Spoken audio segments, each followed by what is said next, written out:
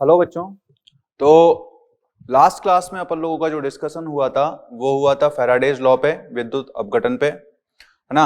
आज जो डिस्कशन कर रहे हैं बेटा अपन लोग, वो जो इस चैप्टर का थर्ड पार्ट है, ठीक है, चालकता, विद्युत अपघटनी चालकता। ठीक है, तो बेसिकली चालक वर्ड क्या होता है हम लोग जानते हैं। तो बेटा देखो, चालक जो धारा का प्रवाह करता हो, ठीक है। अब धारा का प्रवाह यहां पे जब हम लोग बात करते हैं तो विद्युत अपघटन के केस में, ठीक है, एक विद्युत अपघट्य लेते हैं, ठीक है। और जहां तक हम लोग धात्विक चालक की बात करते हैं तो एक मेटालिक वायर रहता है, ठीक है, धात्विक तार रहता है जिसमें हम लोग क्या करते हैं, कंडक्शन करते हैं, ठीक है।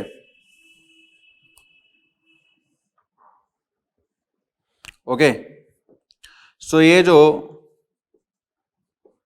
मेटालिक वायर है, ठीक है, धात्विक तार है, और इसमें क्या है, आपका विद्युत अपघटनी चालक है।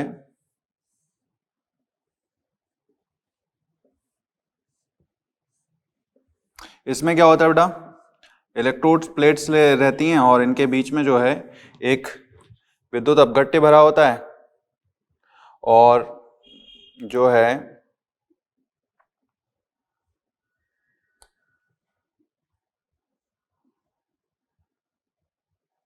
ठीक है, अपन लोग क्या करते हैं, विद्युत अपघटन कराते हैं। यहाँ पे क्या होता है बेटा, कैटायन और एनायन, ठीक है, ये कैथोड होता है, एनोड, ये सब कहानी हम लोग जानते ही हैं, ठीक है।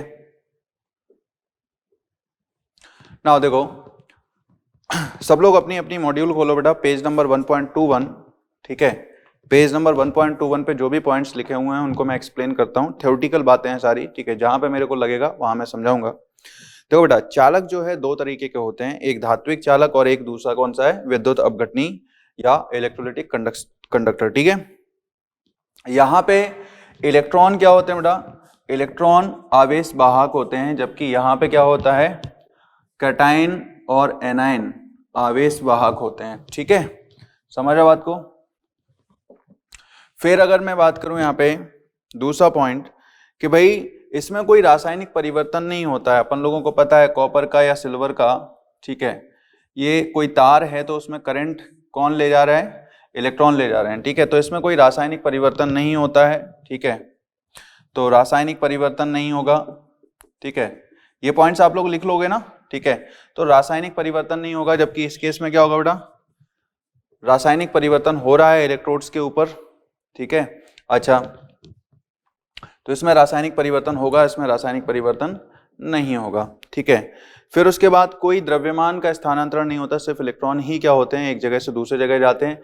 जबकि यहाँ पे क्या है बेटा, कैथोड एनोड पे जो है द्रव्यमान जो आएगा ही आएगा, जो भी तत्व उसके जमा हो रहे हैं, ठीक है, जो भी उत्पन्न हो रहे हैं, तो कहीं ना कहीं हम लोग बोलेंगे यहाँ पे कि द्रव्यमान का भी स्थानांतरण हो रहा है, ठीक है।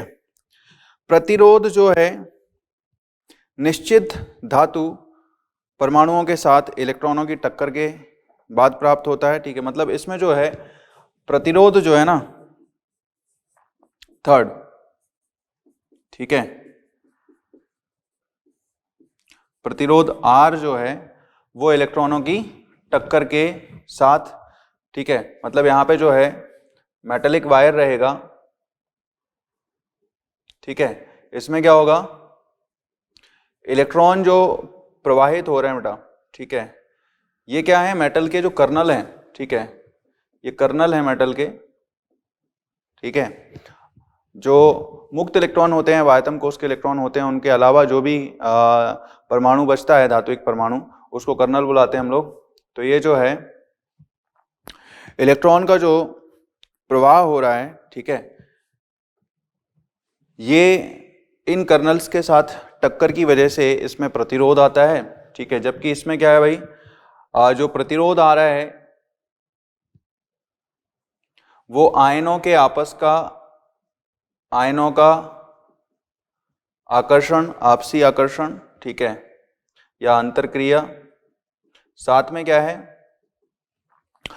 आयनों का जो है जो विलायक है उसके अणुओं के साथ जो टक्कर है उसके साथ, उसके कारण प्राप्त होता है, ठीक है।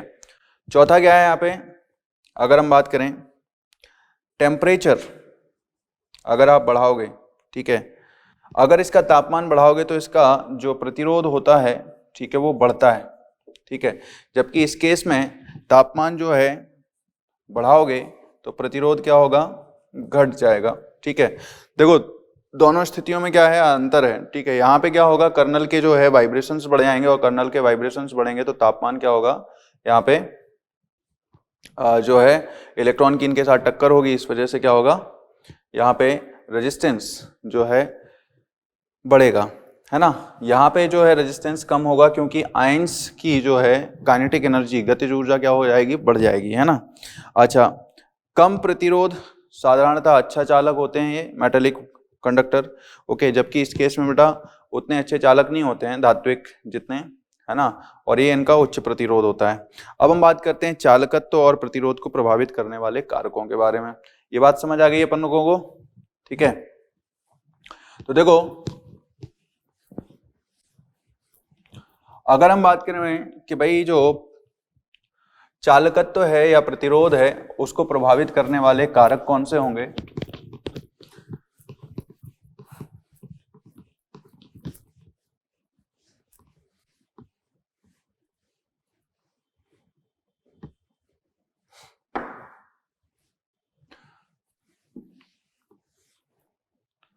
चालकत्व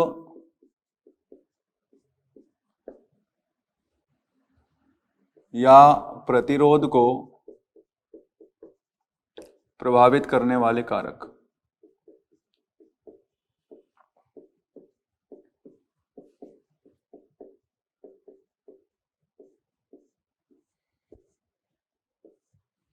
ठीक है, समझ आ रही बात। सो चालकत्व या प्रतिरोध को प्रभावित करने वाले कारकों के बारे में हम बात कर रहे हैं। तो देखो बेटा इसमें क्या होगा,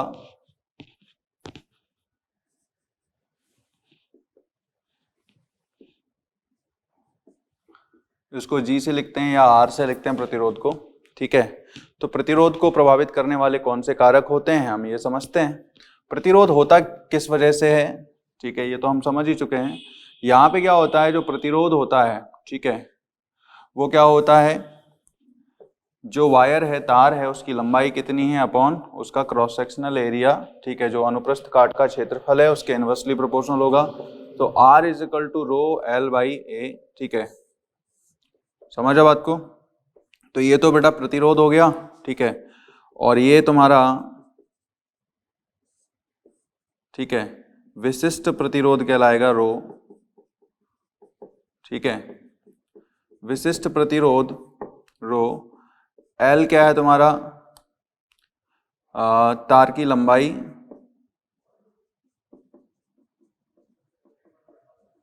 ठीक है, और ये क्या है, अनुप्रस्थ काट का क्षेत्रफल।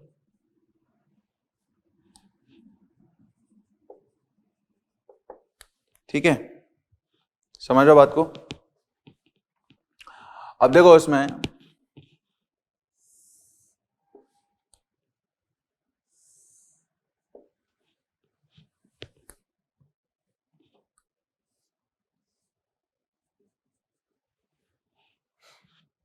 ये समझ आ गया। यहां पे देखो बेटा, जो तार की लंबाई है, अनुप्रस्थ काट का क्षेत्रफल जो A है ना। तो विशिष्ट प्रतिरोध रो को हम कैसे डिफाइन करते हैं, विशिष्ट प्रतिरोध होता है कि अगर हम लोगों ने तार की लंबाई 1 सेंटीमीटर ले ली और एरिया कितना ले लिया, अनुप्रस्थ काट का क्षेत्रफल जो है 1 सेंटीमीटर स्क्वायर ले लिया, ठीक है।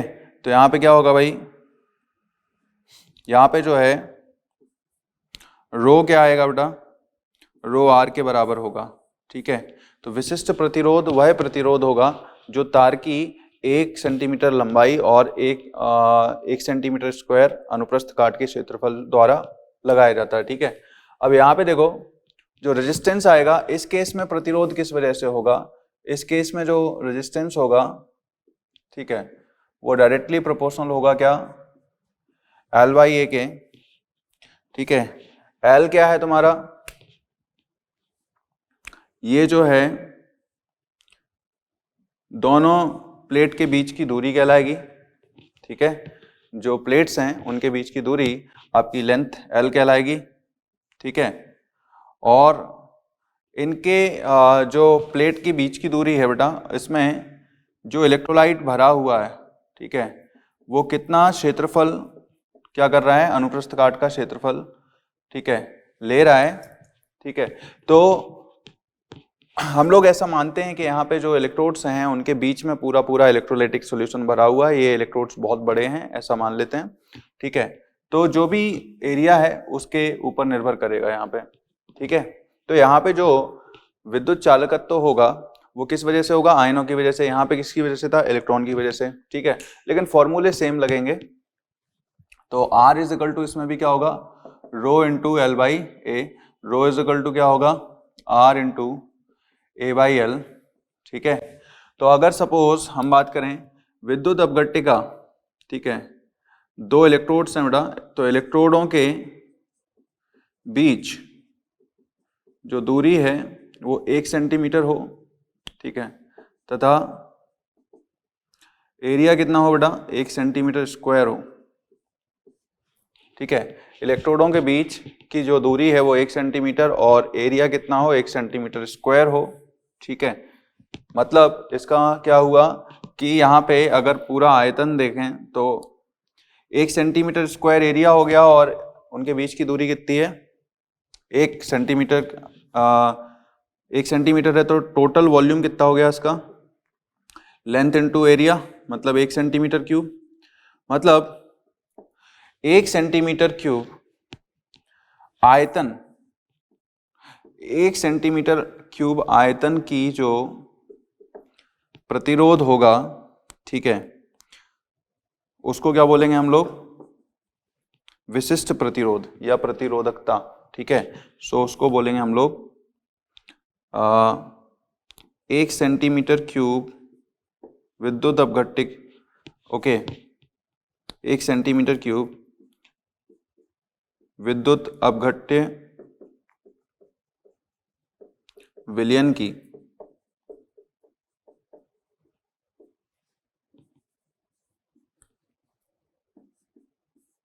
1 सेंटीमीटर क्यूब विद्युत अपघट्य विलयन की जो है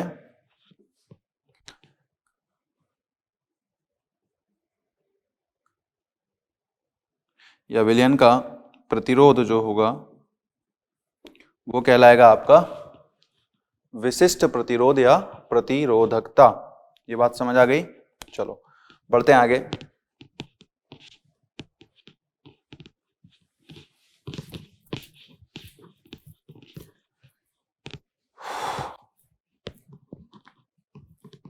ठीक है, अब देखो कंडक्टेंस डिफाइन किया जाता है, अपन लोग कंडक्टेंस कैसे डिफाइन करते हैं, 1/r से, ठीक है। मतलब हम बात कर रहे हैं चालकत्व की, तो चालकत्व कैसे डिफाइन होगा, चालकत्व G, ठीक है, वो क्या होगा तुम्हारा, G कहलाएगा 1/r, ठीक है। समझो बात को, मतलब यहाँ पे क्या आएगा 1/ρ इंटू L/A, ठीक है। और 1/ρ को हम लोग बोलेंगे यहाँ पे K, ठीक है। इसको बोलेंगे अपन लोग K को चालकता, ठीक है, या विशिष्ट चालकता, ठीक है, विशिष्ट चालकत्व, ठीक है। अच्छा, तो यहां से G इज इक्वल टू क्या आएगा भाई, K इंटू A/L, ठीक है। तो विशिष्ट चालकत्व क्या कहलाएगा भाई, विशिष्ट चालकत्व कहलाएगा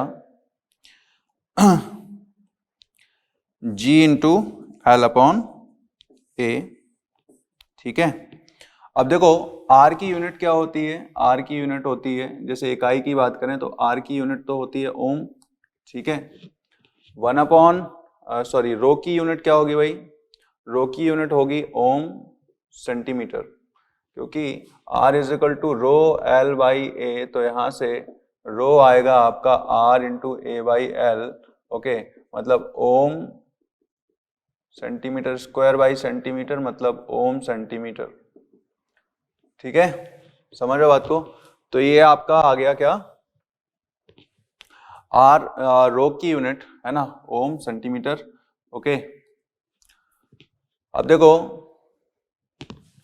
जी की यूनिट क्या होगी, चालकत्व की यूनिट ओम इनवर्स, इसी को क्या बोलते हैं बेटा, मो, और इसी को बोलते हैं साइमन एस। ठीक है, और यहां पे अपन लोग बात करेंगे 1/g। ठीक है, 1/g मतलब सॉरी के की यूनिट क्या होगी भाई, के की यूनिट आ रही है आपकी ओम इनवर्स, ठीक है, सेंटीमीटर इनवर्स या मीटर इनवर्स। ठीक है, सो ओम इनवर्स सेंटीमीटर इनवर्स आपकी यूनिट हो गई, या इसी को बोलेंगे साइमन सेंटीमीटर इनवर्स। ठीक है, और मो सेंटीमीटर इनवर्स। ठीक है, तो ये यूनिट आप याद रखना कि जो आपको डेटा दे रखा है उसमें जो है इकाई क्या है। तो ये जैसे मेटेलिक वायर, मतलब अपन लोग ये जो चालकत्व की बात कर रहे हैं बेटा, ये विद्युत अपघटनी चालकत्व की ही बात कर रहे हैं अब।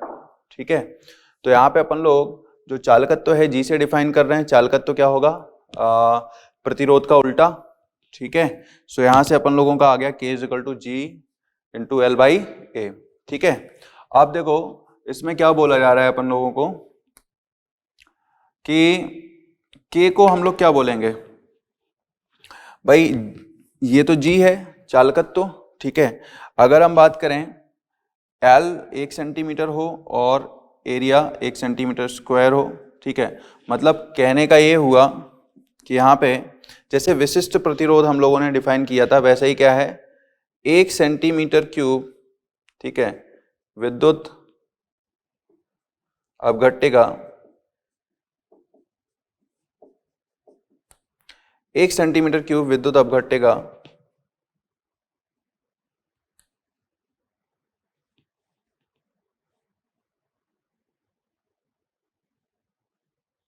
चालकत्व। ठीक है, 1 सेंटीमीटर क्यूब विद्युत अपघट्टिका जो चालकत्व होगा, ठीक है, वो कहलाएगा आपका K। ठीक है, विशिष्ट चालकत्व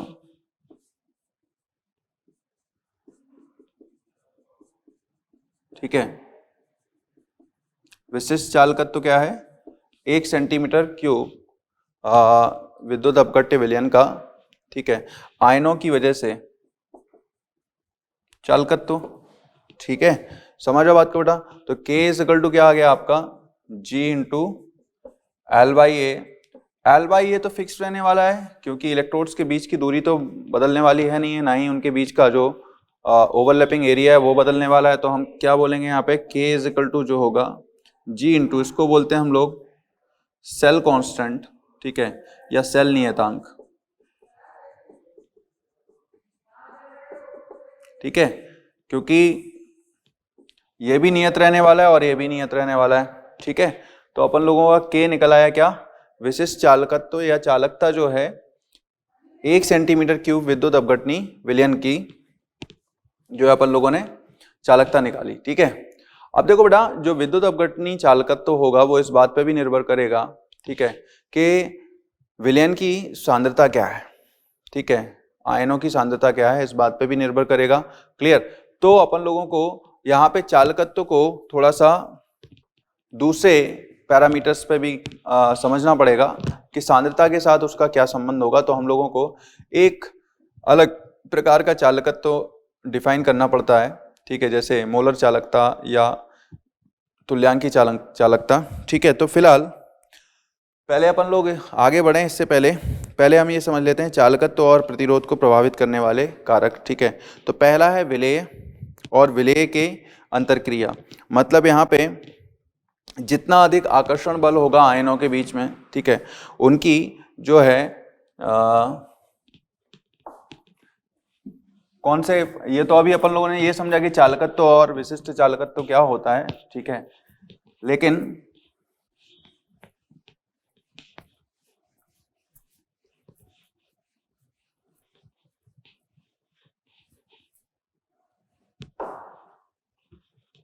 ठीक है, तो कैटायन और एनायन के बीच का जो आकर्षण बल होगा बेटा, ठीक है, उस पर निर्भर करेगा आपका ये जो बल है, ठीक है। तो आयनों के बीच की अंतरक्रिया पहला कारक, ठीक है, ओके, धनायन ऋणायन के बीच की अंतरक्रिया, इंटर आयनिक अट्रैक्शन,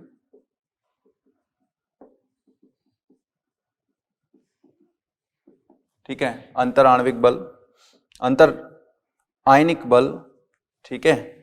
दूसरा क्या है आपका, और बल किस बात पर निर्भर करेगा बेटा, अपन लोग जानते हैं फिजिकल टू के या 1/4 pi epsilon R Q1 Q2 by R square.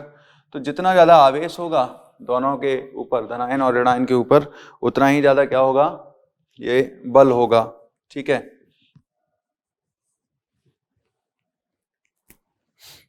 विलेय विलायक की अंतरक्रिया, ठीक है, तो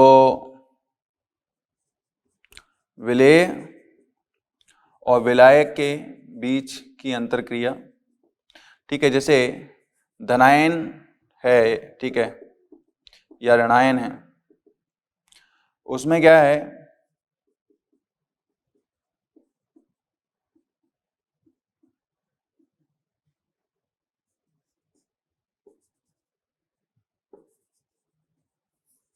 ठीक है, विलेय और विलायक जो है ना, ठीक है, अगर अपन लोग देखें तो इनके बीच का जो आयनों के बीच का आकर्षण होगा, ठीक है, या जलयोजन होगा, तो जलयोजन की वजह से आयनों का आकार और उनकी जो गतिशीलता होगी वो बदल जाएगी, ठीक है। जैसे कि अगर हम बात करें lithium chloride, sodium chloride, potassium chloride, ठीक है, और ये इनका विद्युत अपघट्य लिया अपन लोगों ने, रुबिडियम, ठीक है, सीजियम क्लोराइड। तो क्लोराइड आयन तो सब में सेम है बेटा, लेकिन अगर हम कैटायन की बात करें तो Li plus, Na plus, K plus, Rb plus और Cs प्लस। जलीय माध्यम जब हम लोग लेंगे तो जलीय माध्यम में क्या होगा, सबसे ज्यादा जलयोजन लिथियम प्लस का होगा, क्योंकि जो जलयोजन होगा या विलायकन होगा, ठीक है, हाइड्रेशन इसको बोलते हैं, ठीक है, वो क्या करेगा, वो कैटायन या एनायन के चार्ज के डायरेक्टली प्रोपोर्शनल होगा, चार्ज ऑफ कैटायन और चार्ज ऑफ एनायन, ठीक है। एंड हम लोग बोलेंगे कि जो साइज है उसके इनवर्सली प्रोपोर्शनल होगा, ठीक है। सो देखेंगे हम लोग 1 size of cation and anion, ठीक है।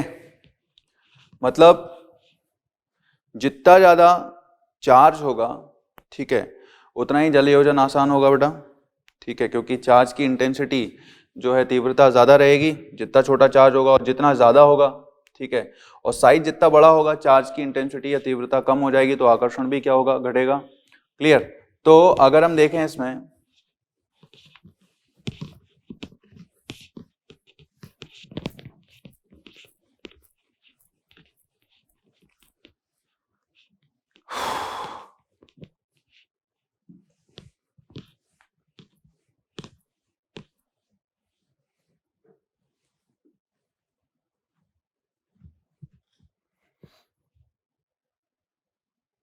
ठीक है, तो देखो यहाँ पे क्या है बेटा, लिथियम सबसे छोटा है, मतलब सभी पे +1 चार्ज ही है, लेकिन सबसे छोटा है लिथियम, तो यहाँ पे लिथियम प्लस एक्वस का साइज सबसे बड़ा होगा, ठीक है।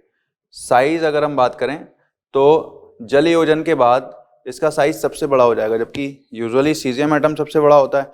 तो जिसका साइज बड़ा हो जाएगा बेटा, उसकी गतिशीलता क्या हो जाएगी, धीमी पड़ जाएगी। तो इसीलिए क्या होगा, सबसे ज्यादा प्रतिरोध किसका होगा, लिथियम प्लस का, ठीक है, लिथियम प्लस का प्रतिरोध मैक्सिमम होगा, ठीक है। क्लियर।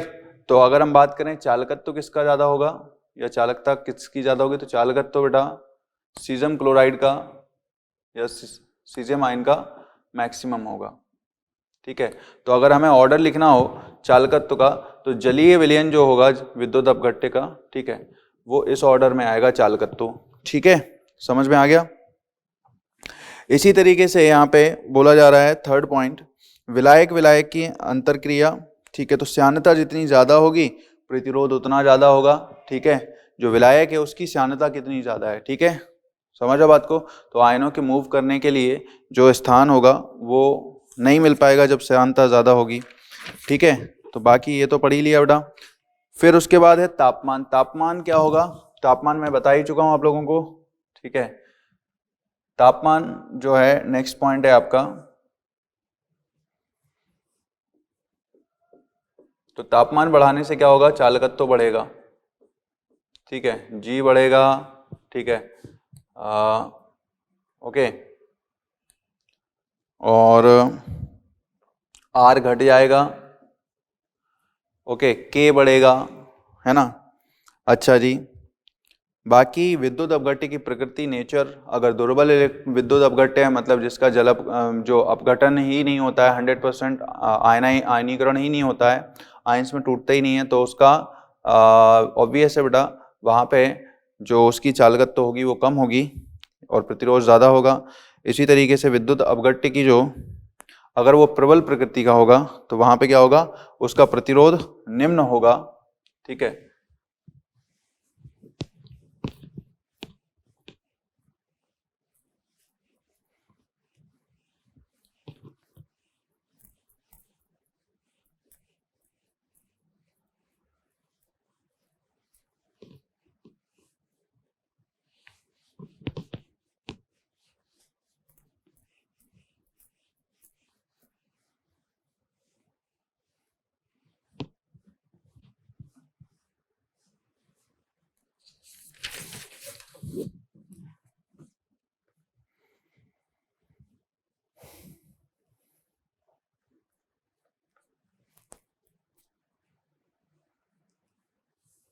अब देखो उसमें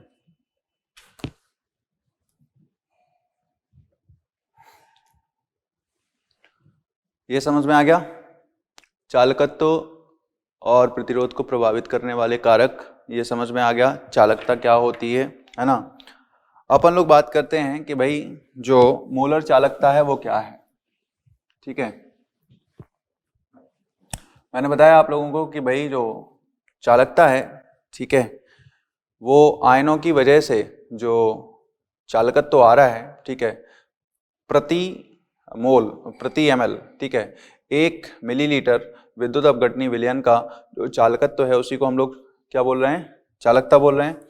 अब देखो यहाँ पे चालकत्व को हम लोगों को ये निर्धारित करना पड़ेगा बेटा, क्योंकि विद्युत अपघटनी विलयन जो होगा उसमें सांद्रता क्या दे रखी है। ठीक है, तो अपन लोग यहाँ पे बात करेंगे क्या, मोलर चालकत्व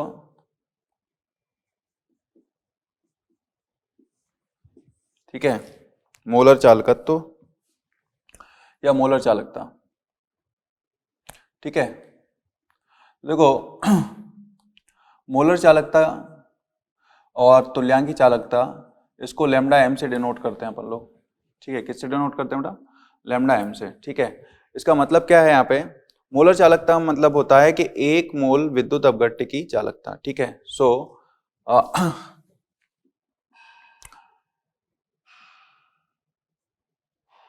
1 मोल विद्युत अपघट्य की चालकता। ठीक है, 1 मोल विद्युत अपघट्य की चालकता, इसको बोल रहे हैं हम लोग मोलर चालकता। ठीक है, ओके, मतलब जो है 1 मोल जो कि V मान के चलो यहाँ पे विद्युत अपघटनी विलयन की का आयतन कितना है बेटा, जिसमें 1 मोल है विद्युत अपघट्य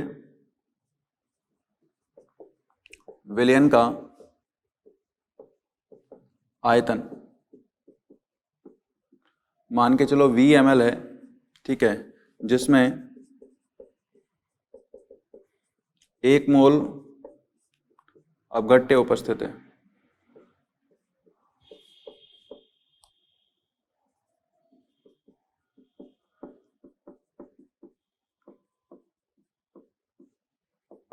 ठीक है, तो यहां पे क्या होगा,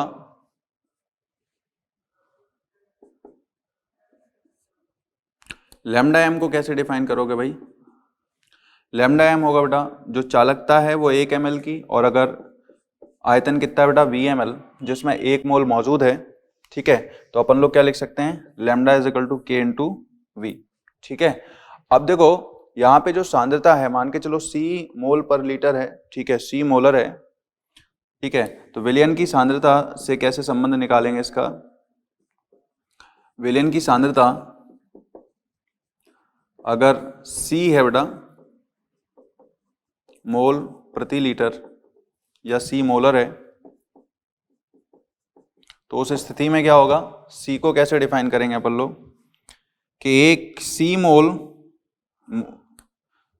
मोल 1 लीटर में मौजूद है, ठीक है, तो C किसके बराबर होगा भाई, अपने पास जो है 1 मोल मौजूद है, ठीक है, कितने में भाई, VmL में, कितने में है, VmL में, ठीक है, तो V को अपन लोग 1000 से डिवाइड कर दें, ठीक है, तो यही क्या आ जाएगा, क्लियर। तो अगर हम देखें यहाँ पे तो V इज इक्वल टू कितना आ गया बेटा 1000 अपॉन C क्या है यहाँ पे, मोलर T, तो लैम्डा M जो आ गया वो क्या आ गया 1000 इंटू K अपॉन M, ठीक है, या इसी को बोलेंगे C। समझ पा रहे हो? ठीक है, इसी तरीके से बेटा यहाँ पे क्या है, एक अपन लोग टर्म निकालते हैं तुल्यांकी चालकता, ठीक है, तुल्यांकी चालकता, ठीक है, तो तुल्यांकी चालकता लैम्डा इक्विवेलेंट क्या होता है, ये किसी विद्युत अपघट्य के 1 ग्राम तुल्यांक की चालकता होती है, ठीक है, समझ बात को, यहाँ पे 1 मोल है और यहाँ पे क्या है, एक तुल्यांक है, ठीक है, तो 1 ग्राम इक्विवेलेंट, ठीक है, तो 1 ग्राम तुल्यांक, ठीक है, विद्युत अपघट्य की 1 ग्राम तुल्यांक विद्युत अपघट्य की जो चालकता है, ठीक है, 1 ग्राम तुल्यांक विद्युत अपघट्य की चालकता को हम लोग बोलेंगे क्या, तुल्यांकी चालकता, ठीक है, शर्त यह है कि विद्युत अपघट्य विलयन का आयतन क्या है बेटा, VmL है, तो विद्युत अपघट्य या विद्युत अपघटनी विलयन का आयतन, ठीक है, VmL है, जिसमें 1 ग्राम तुल्यांक क्या है, 1 ग्राम तुल्यांक विद्युत अपघट्य उपस्थित है,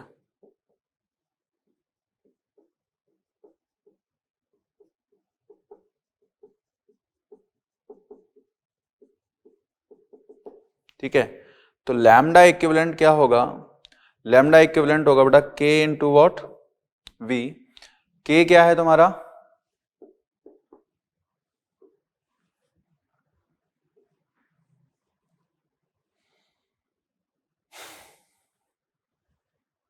K जो है बेटा अपन को पता है कि भाई जो विशिष्ट चालकता है, ठीक है, विशिष्ट चालकत्व है या चालकता है, ठीक है, अब यहाँ पे क्या है, फर्क ये है कि जो है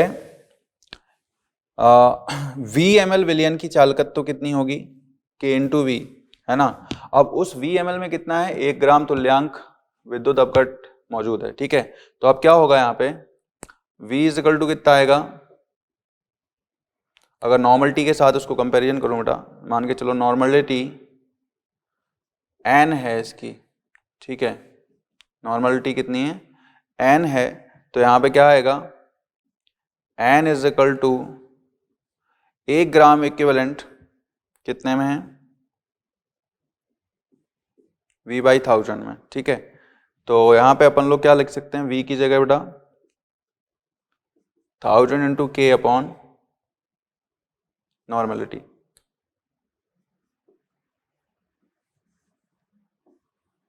ओके, तो 1000 इंटू के अपॉन नॉर्मलिटी, और ये क्या है 1000 इंटू के अपॉन मोलरिटी। समझा बात को? क्लियर? सो ये आपकी हो गई तुल्यांकी चालकता, है ना। नाउ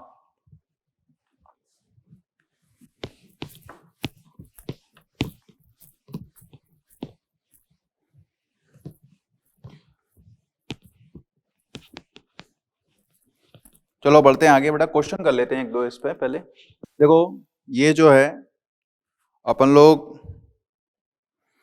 उदाहरण 35, देखो इसमें 35 नंबर का जो उदाहरण दे रखा है आपको, ठीक है। इसमें क्या है, आपको दे रखा है 0.8 मोलर KCl का जो विलयन है, ठीक है, कि जो चालकता है वो कितनी है। चालकता जो है आपको दे रखी है, के जो दे रखा है आपको वो दे रखा है 2.5 into, okay, 10 to the power, उसको करेक्ट कर लो बेटा, प्रतिरोधकता दे रखी है वो रो, ठीक है। अच्छा अब यहाँ पे ये जो करेक्ट कर लो थोड़ा सा, ठीक है, ओम इनवर्स, ठीक है, प्रतिरोधकता जो है ओम सेंटीमीटर, यूनिट देख के ही हमें समझ में आ रहा है विलयन की चालकता नहीं है वो, ओम सेंटीमीटर क्या होगा, ठीक है, उसको करेक्ट कर लो डेटा को। ये आपको 0.8 मोलर KCl विलयन की जो है चालकता दे रखी है, ठीक है, सॉरी प्रतिरोधकता। तो प्रतिरोधकता 2.5 into 10 to the power -3 ohm centimetre है, ठीक है। अब जो है इसमें अपन क्या कर रहे हैं ये देखते हैं कि K जो है ना, K इज इक्वल टू कितना आएगा, अपन लोगों को निकालना क्या है, लेमडा एम निकालना है। तो लेमडा एम का फॉर्मूला क्या होता है, 1000 इंटू के बाई मोलरिटी, मोलरिटी आपको दे ही रखी है। के निकालना है, तो के कैसे निकालेंगे भाई, के इज इक्वल टू होता है, जो के होता है बेटा वो 1/रो के बराबर होता है, ठीक है। तो 1/रो कितना आएगा आपका 10 टू दी पावर 3 ऊपर आ जाएगा और 1/2.5, ठीक है, ये के का मान आ जाएगा। अब यहां से कितना आया बेटा, ये आया 2.5, इसको 4 बार जाएगा 400, के की वैल्यू कितनी आ गई 400। तो 1000 इंटू 400 अपॉन 0.8, ठीक है। तो हम देखेंगे यहाँ पे बेटा, इसको करेक्ट कर लेना बस डेटा को, प्रतिरोधकता आपको दे रखी है वो, ठीक है। तो यहाँ पे इसीलिए मैंने ये एग्जाम्पल ले लिया, इसमें करेक्शन है, ओके, सो उसको करेक्ट कर लो आप लोग। ओके सो यहाँ पे कितना आएगा बेटा 5 into 10 to the power 5, okay, ohm inverse centimetre square mole inverse, ठीक है, समझो बात को। चलो अब हम बात करते हैं सांद्रता के साथ जो परिवर्तन है, ठीक है, चालकत्व और जो मोलर चालकता है उसमें सांद्रता के साथ परिवर्तन किस तरीके से होता है।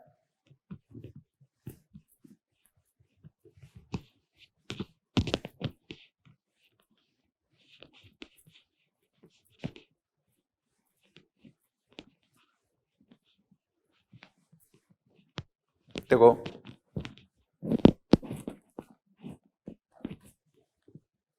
मोलर चालकता का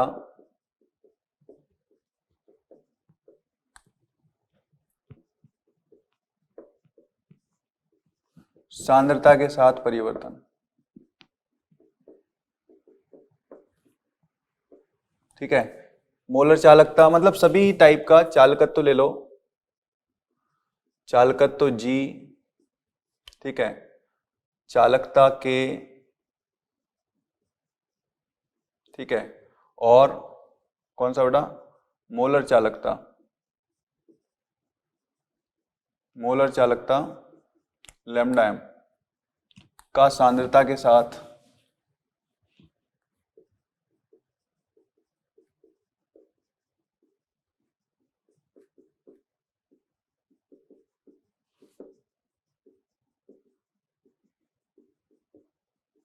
ठीक है, परिवर्तन। ओके,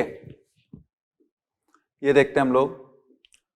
तो क्या होता है बेटा, देखो अगर हम देखें, अगर आप कॉन्सेंट्रेशन घटा रहे हो, मतलब आप क्या कर रहे हो, डाइल्यूशन बढ़ा रहे हो, ठीक है, तो क्या होगा बेटा, ये ध्यान रखो, ये क्वेश्चन आ भी चुका है हर एक एग्जाम में, ठीक है, और अलग अलग तरीके से पूछ ही लिया जाता है।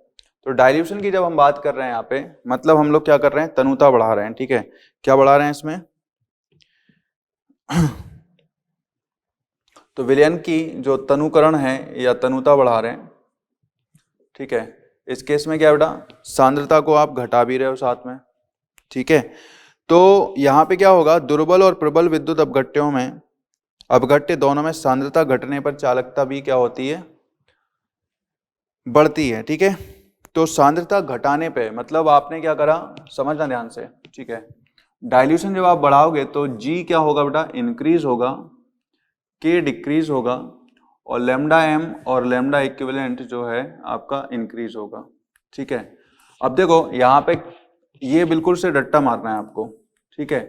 इसके एक्सप्लेनेशन सुन लो आप लोग कि भाई जब पानी उसमें ऐड कराएंगे, ठीक है, वाटर डालेंगे, ओके, तो सांद्रता क्या होगी, घटेगी, और जब सांद्रता घटेगी तो चालकता या चालकत्व तो क्या होगा बेटा, बढ़ेगा। क्यों बताओ, क्योंकि आयनों की जो मोबिलिटी है, ठीक है, आयनों की जो गति है वो बढ़ जाएगी, है ना, क्योंकि आयन दूर दूर हो जाएंगे, तो क्या होगा, चालकत्व तो क्या होने लगेगा, बढ़ने लगेगा, ठीक है। अब अगर हम बात करें के क्या है बेटा, 1 मिलीलीटर विद्युत अपघट्य का चालकत्व, ठीक है, समझो बात को। तो 1 मिलीलीटर विद्युत अपघट्य में आयनों की संख्या घट जाएगी ना भाई, ठीक है। तो जब आयनों की संख्या घटेगी, भाई इसमें वॉल्यूम तो फिक्स है नहीं है, तो ये तो बढ़ना ही बढ़ना है, ठीक है। इस केस में क्या है भाई, प्रति ml की बात हो रही है, तो 1 मिलीलीटर के हिसाब से जब हम बात करेंगे तो यहां पे चालकत्व तो क्या होगा बेटा,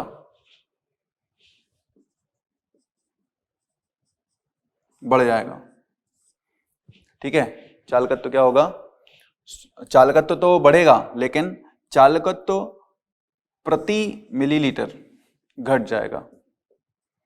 वजह क्या है बेटा, क्योंकि आयनों की संख्या 1 ml में कम हो जाएगी। जैसे ही आप डाइल्यूशन करोगे, ठीक है, वॉल्यूम आपने ज्यादा बढ़ा दिया, तो क्या होगा, 1 ml जो पानी की एक बूंद होगी या विद्युत अपघट्य की, उसमें आयनों की संख्या घट जाएगी, इस वजह से के क्या होगा, घटेगा। और ये क्या है बेटा, ये तो फिक्स ही है, ठीक है।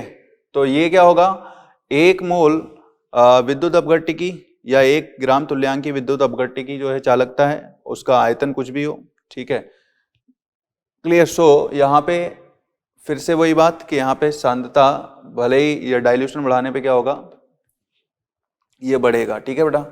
अच्छा, क्योंकि ये भी एक प्रकार का चालकत्व ही है। अब हम यहाँ पे बात करते हैं बेटा कि जो सांद्रता है उसके ऊपर किस तरीके से चीजें निर्भर करेंगी। तो एक तो आता है बेटा प्रबल विद्युत अपघट्य के साथ, ठीक है, प्रबल विद्युत अपघट्य, और दूसरा क्या आता है, दुर्बल विद्युत अपघट्य के लिए, ठीक है। तो प्रबल विद्युत अपघट्य क्या होते हैं अपन लोग जानते हैं, ओके, हम लोगों ने आयनिक इक्विलिब्रियम में पढ़ा ही है, ठीक है, जो कि क्या होते हैं, 100% क्या होते हैं, आयनीकृत होते हैं, ठीक है, जैसे कि NaCl, Ka, NO3, Na2SO4, है ना, ये सब अपन लोग जानते हैं, ओके।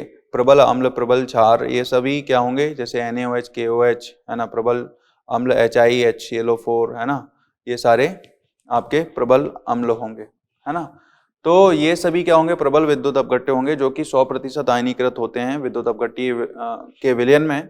तो इसलिए क्या होगा बेटा, यहाँ पे जो भी आयन उत्पन्न होंगे उनको उत्पन्न करने के लिए कोई अलग से ऊर्जा नहीं देनी पड़ रही है, ठीक है। तो इसलिए क्या होगा, इसमें जो विद्युत अपघट्य लैम्डा हम लोग m देखेंगे, ठीक है, वो क्या होगा बेटा, कुछ इस तरीके से डिपेंड करता है, ठीक है। इसको डिबाई हकल ऑसेंजर इक्वेशन बोलते हैं, ठीक है, कि भाई सांद्रता के साथ जब हम लोग लैम्डा सी का या लैम्डा एम का ग्राफ देखते हैं बेटा स्क्वायर रूट ऑफ सी के साथ, ठीक है। तो जैसे जैसे सांद्रता कम होती जाएगी ये स्ट्रेट लाइन में क्या हो गया, ठीक है, सरल रेखा में बढ़ेगा, और बढ़ते बढ़ते यहाँ पे क्या होगा बेटा, एक बहुत ज्यादा मंदन हो जाएगा, बहुत ज्यादा तनुकरण हो जाएगा। तो उस स्थिति में पानी की स्थिति बहुत ज्यादा हो गई तो आयंस की जो मोबिलिटी हो गई वो फ्री हो गई, एक दूसरे से निर्भर ही नहीं कर रहे हैं अब। क्लियर। तो बढ़ते बढ़ते क्या होगी बेटा, एक निश्चित वैल्यू तक ये बढ़ जाएगी, फिर उसके बाद तनुकरण करने पे और ज्यादा चालकत्व तो नहीं बढ़ेगा, ठीक है। तो जिस वैल्यू पे जो है ये चालकत्व बढ़ना बंद कर देता है, मतलब तनुकरण की वह मात्रा जिस पे चालकत्व बढ़ना बंद कर देता है, उसको हम लोग बोलते हैं क्या, ठीक है, इनफाइनाइट डाइल्यूशन पे मोलर कंडक्टिविटी, लैम्डा इनफाइनाइट और लैम्डा नॉट, ठीक है।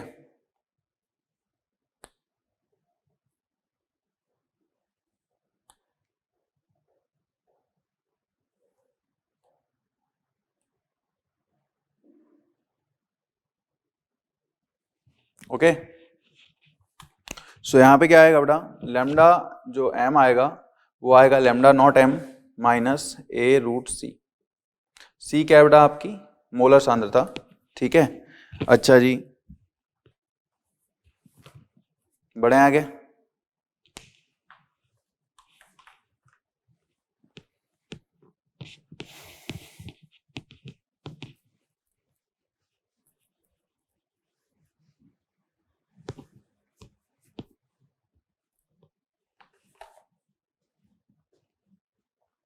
दुर्बल विद्युत अपघट्य के लिए अगर हम बात करें, ये जो ग्राफ आया वो किसके लिए आया बेटा, प्रबल के लिए। दुर्बल विद्युत अपघट्य के लिए जो ग्राफ आएगा, अच्छा यहाँ पे ए जो है बेटा एक कांस्टेंट है जो कि वैलेंसी पे डिपेंड करेगा, मतलब NaCl और KBr की वैल्यू क्या रहेगी, एक ही रहेगी, क्योंकि यहाँ पे एक जैसे जो है सॉल्ट हैं, ठीक है। इसी तरीके से बेटा बेरियम सल्फेट और मैग्नीशियम सल्फेट, ठीक है, इनकी भी क्या रहेगी, एक जैसी वैल्यू रहेगी। और ये लैम्डा नॉट सी या लैम्डा नॉट एम क्या कहला रहा है आपका, अनंत तनुकरण पर, ठीक है, जो विलयन की जो चालकता है वो उसको बोल रहे हैं हम लोग, ठीक है। तो दुर्बल विद्युत अपघट्य के लिए क्या होता है बेटा, दुर्बल विद्युत अपघट्य में हम देखेंगे कि तनुकरण करने पे चालकत्व क्या क्या होता है बेटा, बढ़ता है, ठीक है। चालकत्व क्या होता है, बढ़ता है, कुछ इस तरीके से, ठीक है।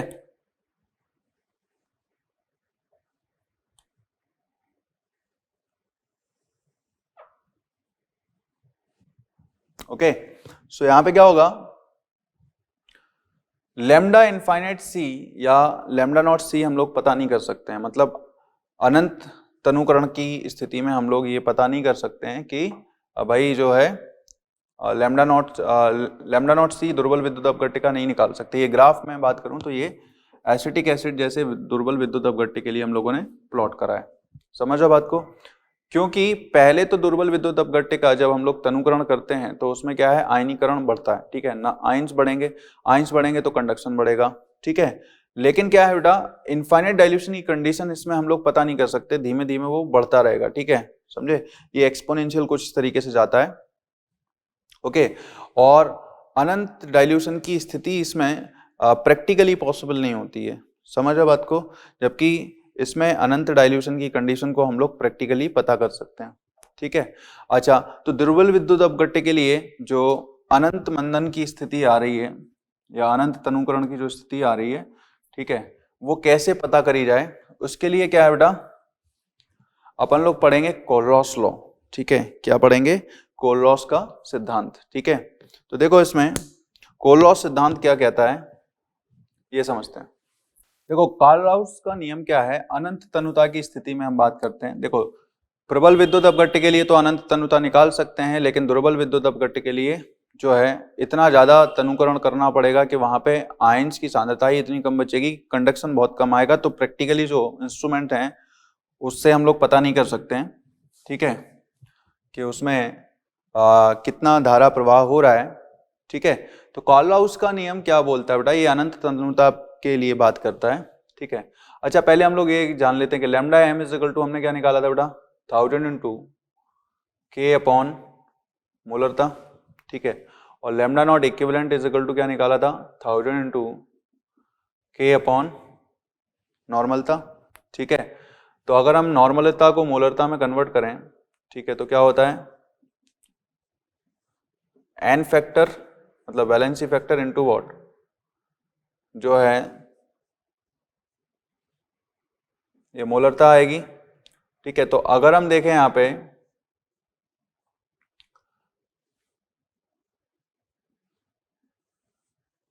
ये चीज क्या होगी बेटा, लैम्डा इक्विवेलेंट अगर आप लिखोगे तो ये आएगा लैम्डा सी या lambda M by N factor, valency factor, ठीक है। ये रिलेशन भी अपन को ध्यान रखना है, ठीक है। अब देखो जैसे कि अपन लोग बात करें कार्लाउस के नियम के लिए, ठीक है, तो कार्लाउस का नियम ये बोलता है बेटा कि अनंत तनुता पर कोई भी विद्युत अपघट्य होता है, ठीक है, उसमें विद्युत अपघट्य क्या है, उससे कोई निर्भरता नहीं रहती, प्रत्येक आयन की जो अनंत तन्यता की परिस्थितियों में, ठीक है, जो मोलर कंडक्टिविटी है या तुल्यांकी चालकत्व है, ठीक है, प्रत्येक आयन का तुल्यांकी चालकत्व, ठीक है, क्या होता है,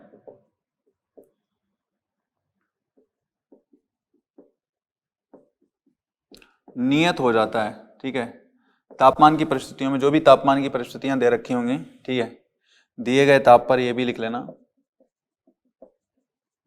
तुल्यांकी चालकत्व का मान, ठीक है, नियत रह जाता है, ओके।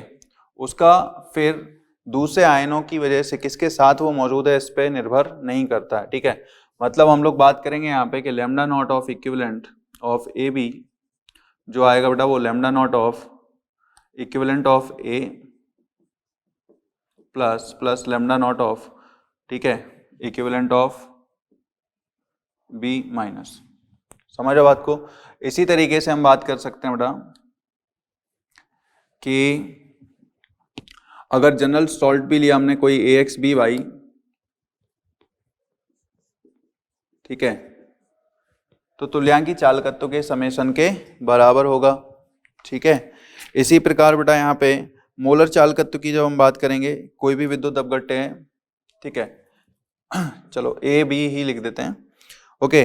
और मोलर चालकत्व के लिए अगर हम बात करेंगे तो lambda not of M A B जो आएगा, ठीक है, वो nu plus lambda not of M of cation plus nu minus lambda not M of anion. समझा बात को, ये आएगा, ठीक है। अब देखो जैसे कि अपन लोग बात करें यहाँ पे कि लैम्डा नॉट ऑफ कैटाइन जो होगा, जैसा कि अपन लोगों ने ये रिलेशन लिखा, ठीक है, तो lambda not equivalent of cation क्या होगा बेटा, lambda not equivalent of cation, ठीक है, जो होगा वो होगा बेटा lambda not M of cation divided by valency of cation. जैसे कि मैं बात करूं यहाँ पे कि lambda not equivalent of Al2SO4 का होल थ्राइस, ठीक है, या lambda not of aluminium plus 3 ion कितना रहेगा, ये रहेगा बेटा lambda not M of aluminium plus 3 divided by valency कितनी है एल्यूमिनियम की 3, ठीक है। इसी तरीके से lambda not equivalent of sulphate ion क्या रहेगा, lambda not M of sulphate ion divided by 2, ठीक है, समझ पा रहे हो। तो lambda not equivalent of aluminium sulphate क्या रहेगा, ये देखते हैं हम लोग, ठीक है, ये रहेगा आपका lambda not of equivalent of aluminium plus 3 plus lambda not equivalent of sulphate ion, ठीक है। So lambda not of equivalent of aluminium plus 3 कितना होगा, ये होगा बेटा lambda not of M of aluminium plus 3 by 3 plus lambda not of sulphate ion by 2, ठीक है, तो अगर मैं देखूं यहाँ पे ये चीज क्या हो जाएगी बेटा, 2 times of lambda not M of aluminium plus 3 times of lambda not of M of sulphate ion, ठीक है, डिवाइडेड बाई 6, ठीक है। सो देखो वही चीज आ गई, lambda not of Al2x SO4 का होल थ्राइस, ठीक है, is equal to this one.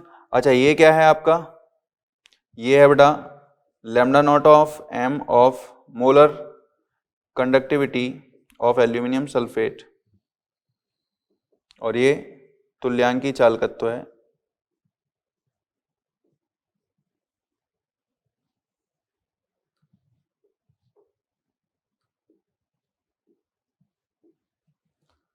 ठीक है। अब देखो ये क्लियर है,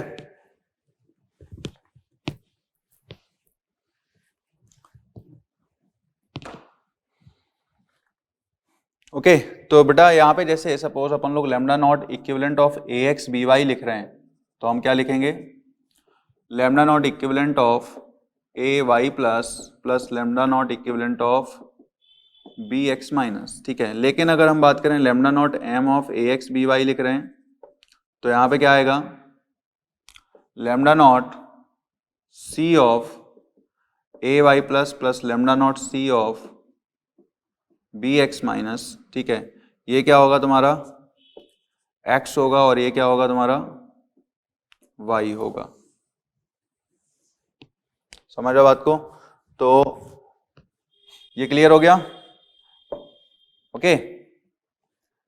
ये इक्विवेलेंट के टर्म्स में लिखा जाएगा तुल्यांकी चालकत्व के तुल्यांकी चालकता के रूप में, और ये ओके मोलर चालकता के लिए फॉर्मूला बनेगा, ठीक है।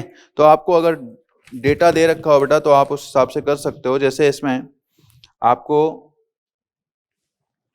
ये दे रखा है कि लैम्डा नॉट ऑफ NaCl क्या होगा बेटा, लैम्डा नॉट ऑफ NaCl होगा lambda not of Na plus lambda not of Cl minus, ठीक है। अब जैसे मेरे को lambda not of barium nitrate निकालना है, BaNO3 का होल ट्वाइस, ठीक है। बेरियम नाइट्रेट क्या होगा बेटा, ये मोलर चालकत्व तो निकाल रहा हूं मैं, लैम्डा नॉट ऑफ इक्विवेलेंट, तो ये क्या होगा, lambda naught equivalent of barium 2 plus lambda not equivalent of nitrate ion, ठीक है, समझो बात को। अब यहां पे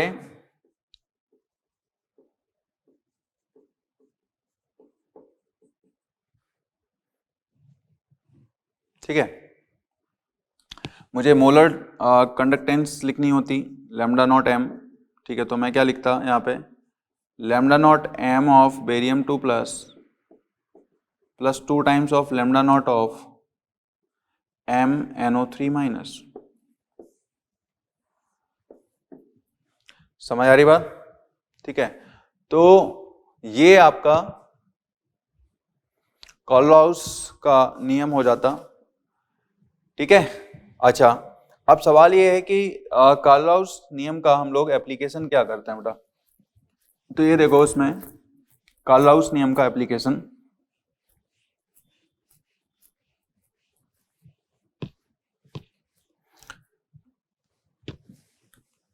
मतलब इसकी जरूरत क्यों पड़ी है हम लोगों को, ठीक है। जैसे अपन लोग बात करें बेटा दुर्बल विद्युत अपघट्यों के लिए, दुर्बल विद्युत अपघट्यों के लिए हम लोगों को लैम्डा नॉट C निकालना है, ठीक है। तो lambda not C for acetic acid अगर मुझे निकालना है तो मैं क्या लिखूंगा बेटा, मैं लिखूंगा lambda not of acetate ion, ठीक है, plus lambda not of H plus ion, okay, समझ आ रही बात। सो lambda not of acetate ion plus lambda not of H plus ion इस तरीके से लिखूंगा,